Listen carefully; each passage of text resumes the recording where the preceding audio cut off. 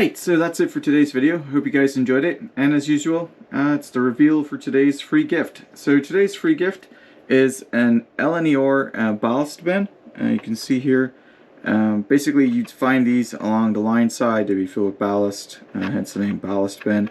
And these are pretty nice. So this was 3D printed with hatch boxes, stone gray, I think, PLA, and so there's no paint or anything.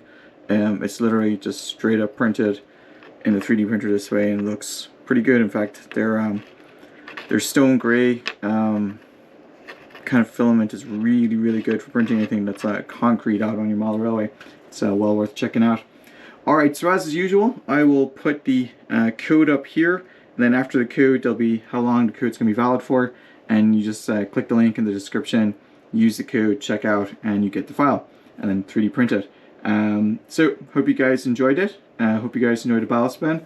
If there's any specific type of gift you might like to see, put it in the comments, and I'll see if I can work some stuff out. I'm doing some design work this week, so there may be not only just new products on the website, but there also will probably be a couple of new gifts as well that you haven't seen before. Alright, so that's it for today. Hope you guys enjoyed it, and until next time.